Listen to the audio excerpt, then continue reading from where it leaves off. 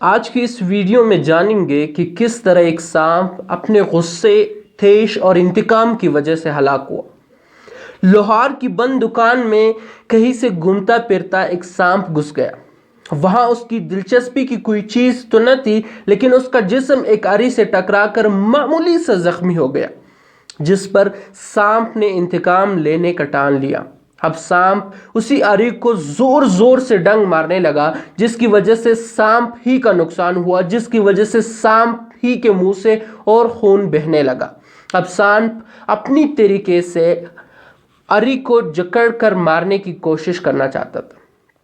اب سانپ چونکہ اری کے گرد لپٹ کر پوری طرح لپٹ چکا تھا اور چاہتا تھا کہ اری کو مار سکے، لیکن انتقام، غصے اور نظر انداز نہ کرنے کی وجہ سے سانپ خود ہی ہلاک ہوا۔ اگلے روز جب لاہور نے ورکشاپ کھولی تو وہاں اری کے گرد لپٹے ایک مردہ سانپ کو پایا، جو صرف اور صرف انتقام، جو صرف اور صرف غصے، جو صرف اور صرف اپنے تیش کی وجہ سے ہلاک ہوا۔ ہمیں بھی چاہیے کہ اپنی زندگی میں بعض چیزوں کو، بعض لوگوں کو، بعض کاموں کو، بعض پوائنٹس پر نظر انداز کر دیں تاکہ ہم بھی سانپ کی طرح ہلاک نہ ہو۔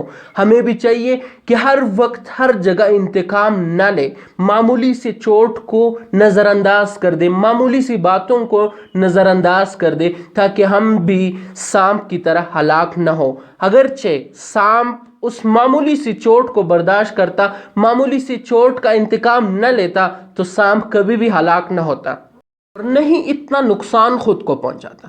ہمیں بھی چاہیے کہ اپنی زندگی میں بعض کاموں کو نظر انداز کر دے، بعض جگہ پر غصہ کم کر لے۔ غصے سے کام بنتے نہیں بلکہ غصے سے کام بگڑ جاتے ہیں۔